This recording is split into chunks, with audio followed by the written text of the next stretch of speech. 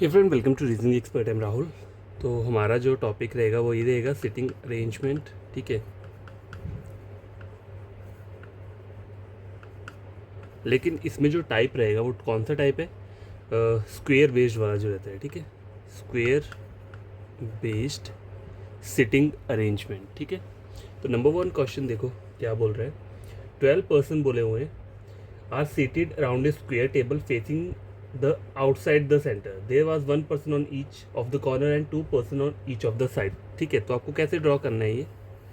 जैसे कि मैं दो डायग्राम यहाँ पे बना लेता हूँ, लेकिन देखो मैं आपको चीज़ें यहाँ पे डिस्कस करूँगा सारी की सारी। तो बोला ये ना हमें इस टाइप से दो यहाँ पे बोले हुए हैं, अब जाके हो गई ये 12। ठीक है, टोटल 12 पर्सन्स इस तरीके से बनेंगे।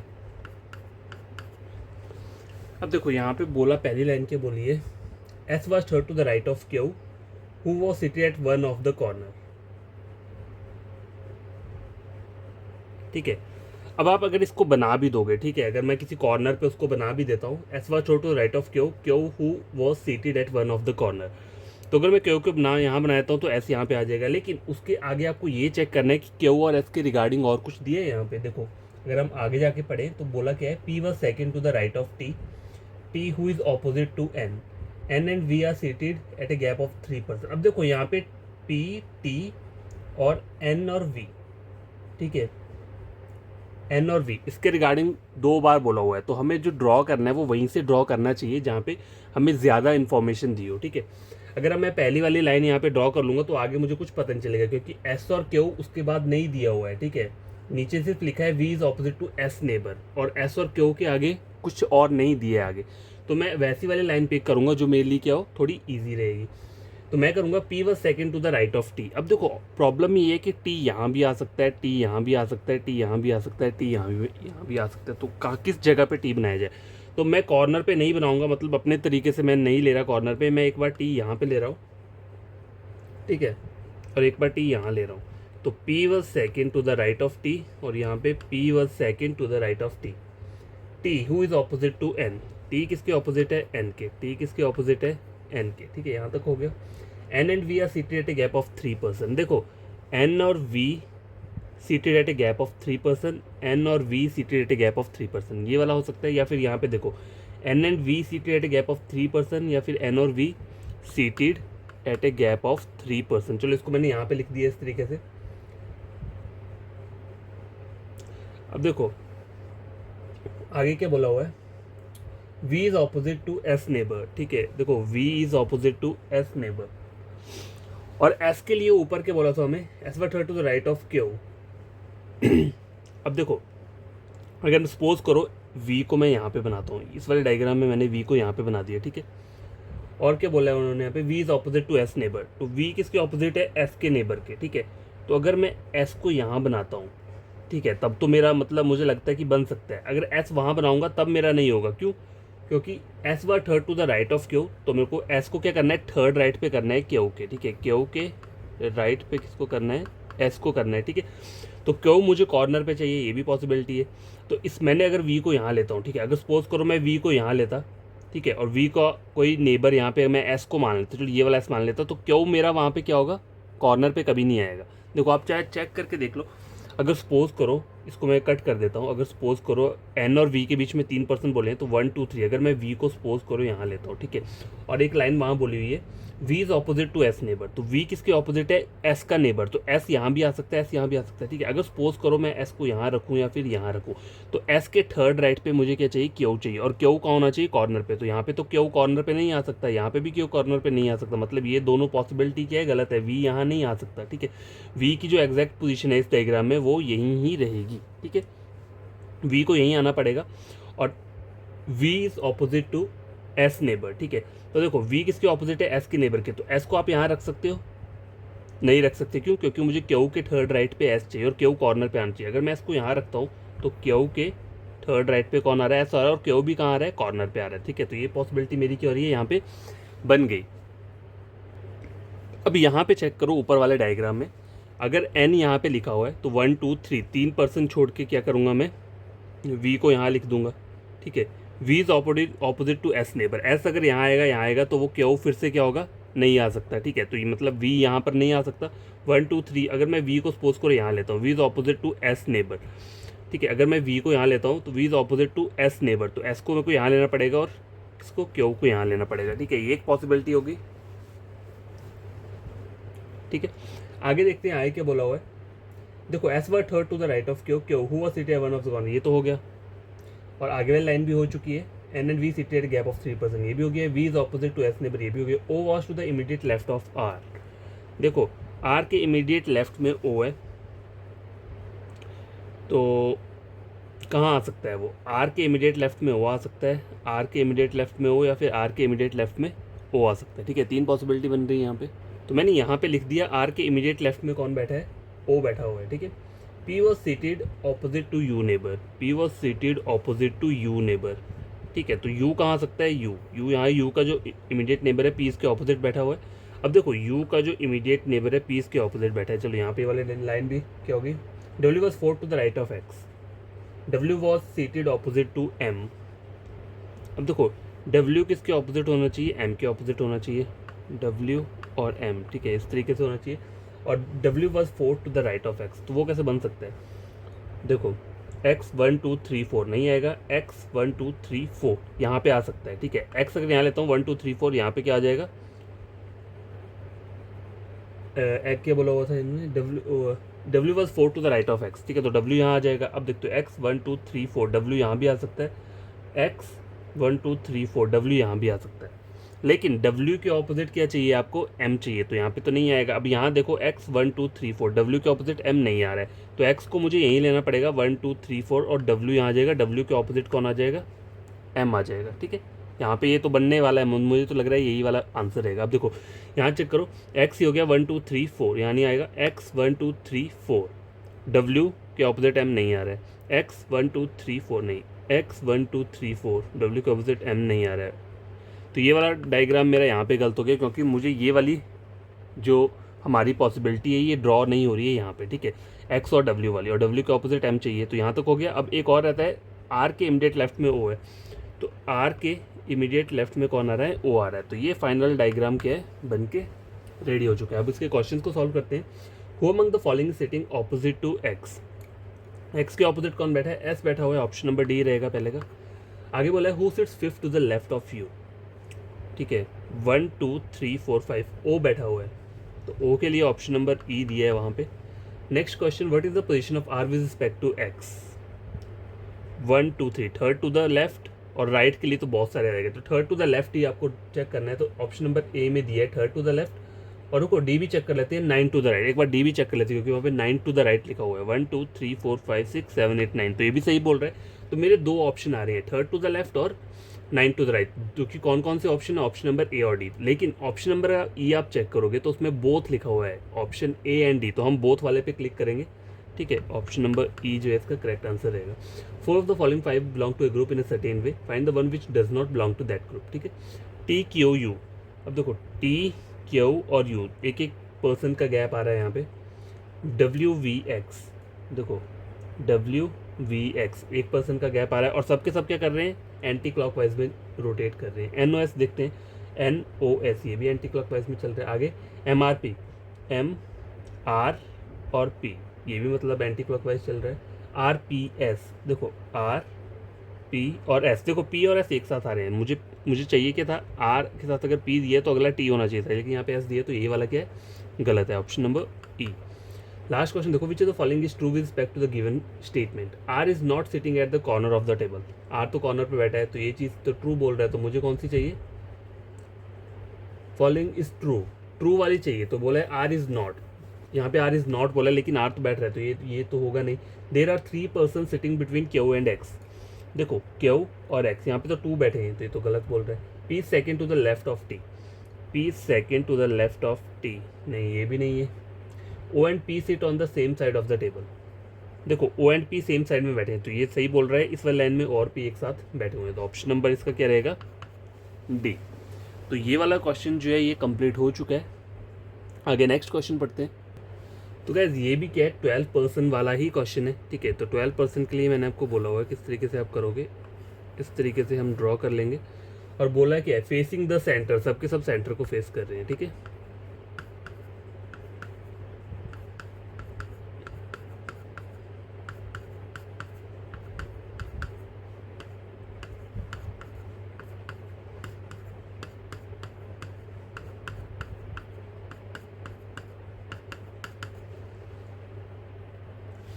अब गैस मैंने डायग्राम बना दिया, लेकिन आगे पढ़ते हैं क्या बोला हुआ है। Q sits opposite to the person who sits adjacent to V. देखो, Q sits opposite to the person who sits adjacent to V. तो वी इधर यहाँ हो सकता है, या फिर वी कहाँ हो सकता है, यहाँ हो सकता है, ठीक है, कहीं पे भी हो सकता है। आगे क्या बोला हुआ है,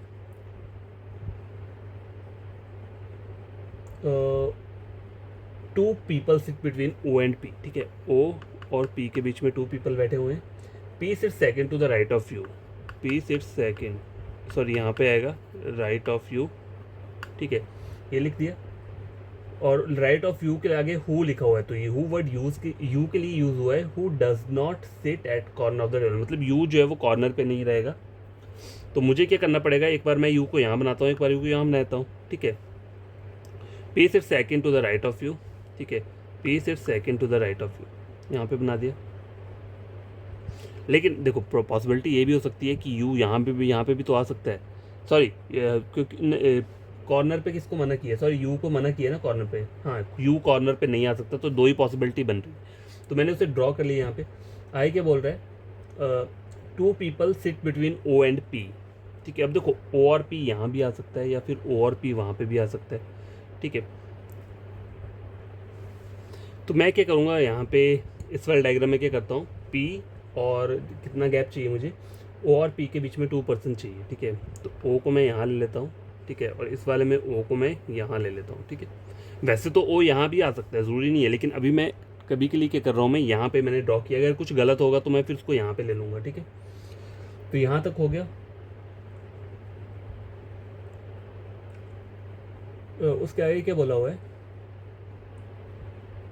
S is not adjacent to P, मतलब एस जो है वो यहाँ नहीं आ सकता, ठीक है, एस यहाँ कहीं नहीं आएगा। एस जो है वो पी के यहाँ पे नहीं रहेगा। देखो, मैंने ड्रॉ तो किया था, अब इन्होंने बोला क्या, एक चीज़ लाइन आगे बोली, U sits opposite to W, W who to the immediate right of R, ठीक है। U sits opposite to W, इसका मतलब क्या है कि ओ यहाँ नहीं आएगा, पी दो छोड़ के ओ यहाँ पे आएगा, ठीक है। और यू के ऑपोजिट कौन आएगा, डब्ल्यू आएगा, ठीक है। यहाँ पे चलो करने की ज़रूरत नहीं है, यहाँ पे चेंज करने की ज़रूरत नहीं है, यहाँ पे ऐसा हो जाएगा यू के ऑपोजिट डब्ल्यू। और एक और चीज़ बोलिए डब्ल्यू के लिए, who is to the immediate right of R, ठीक है। तो आर के इमीडिएट राइट में कौन है, डब्ल्यू। आर के इमीडिएट राइट में डब्ल्यू आ रहा है, ठीक है। आर के इमीडिएट राइट में कौन आ रहा है, डब्ल्यू आ रहा है। यहाँ तक ड्रॉ हो गया। तो गैस यहाँ तक हमने ड्रॉ कर लिया है। उसके आगे क्या बोला है, X is second to the right of S, ठीक है। और एस कहाँ नहीं आ सकता है, ऊपर हमें कुछ बोला हुआ था, S is not adjacent to P, ठीक है, मतलब एस यहाँ नहीं आ सकता। तो एस कहाँ बनेगा, X is second to the right of S, X is second to the right of X, यहाँ बन सकता है, ठीक है। क्योंकि मुझे करना क्या है, एक्स को टी के ऑपोजिट करना है, ठीक है। एक्स और टी क्या है, एक दूसरे के ऑपोजिट आएंगे। तो ऑपोजिट कैसे आएंगे, देखो, अगर मैं एस को यहाँ बनाता हूँ, या फिर एस को यहाँ बनाता हूँ, अगर एक्स को यहाँ लेता हूँ तो यहाँ तो पी आ रहा है, तो कोई नहीं है, ऑपोजिट वो सिर्फ यहीं आ सकते हैं और कहीं नहीं आ सकते हैं, ठीक है, और कोई जगह भी नहीं है। तो मैं क्या करूँगा, यहाँ पे एस को मैंने यहाँ ले लिया, एक्स यहाँ आ गया, ठीक है। X is second to the right of S, यही बोला हुआ है। And sit opposite to T, तो ये किसके लिए बोला हुआ है, एक्स के लिए बोला है। एक्स किसके ऑपोजिट बैठा है, टी के ऑपोजिट बैठा हुआ है।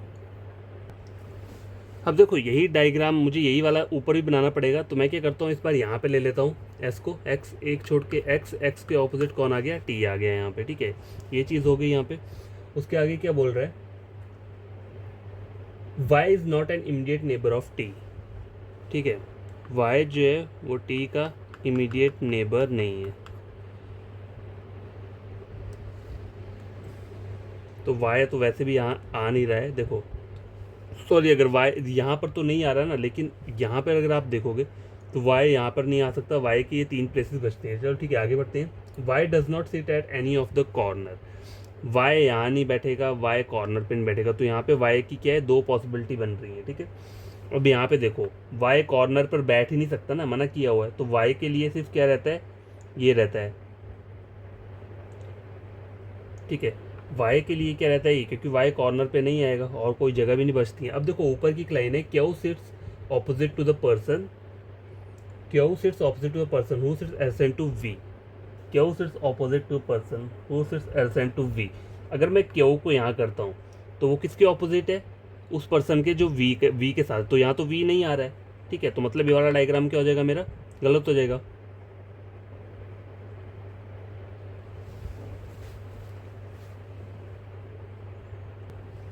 देखो अब यहाँ पे करना है Q sits opposite to person, ठीक है, who sits adjacent to V. तो यहाँ तो नहीं बना यहाँ पे। अब देखो यहाँ पे आप चेक करोगे, Q sits opposite to person who sits adjacent to V. तो यहाँ पे यही एक कंडीशन है जो कि बन रही है।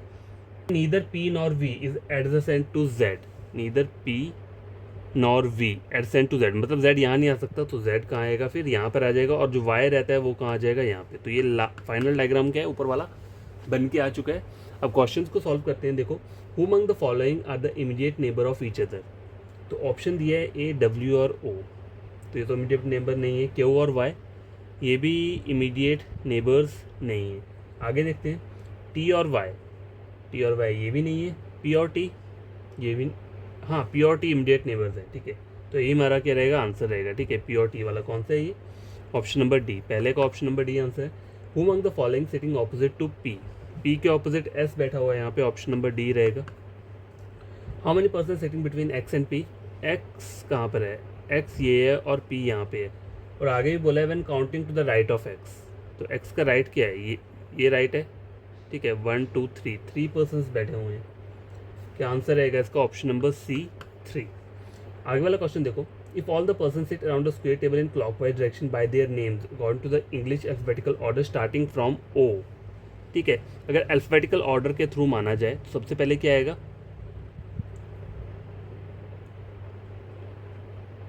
ओ से आएगा, ठीक है। Then how many person remain change except O, तो ओ को मुझे काउंट नहीं करना है क्योंकि ये मना किया है। O P Q R S T U U V W X Y Z, तो कोई भी नहीं आ रहा है, मतलब सारे के सारे मतलब डिफरेंट पोजीशन पे आ रहे हैं। तो यहाँ क्या रहेगा, इसका आंसर क्या रहेगा, ऑप्शन नंबर सी रहेगा, नन, ठीक है। 285 लास्ट क्वेश्चन, सॉरी ये है, which of the following is not true regarding P, P के रिगार्डिंग जो ट्रू चीज़ नहीं है वो आपको बतानी है।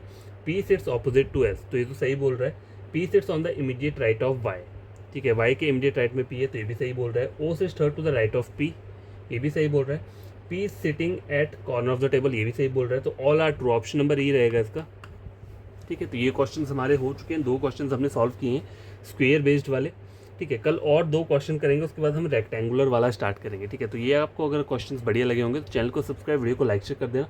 और कोई भी आपका फ्रेंड कजन पढ़ना चाहता है रीजनिंग, तो आप मेरे चैनल रेकमेंड कर सकते हो उसे रीजनिंग के लिए, ठीक है।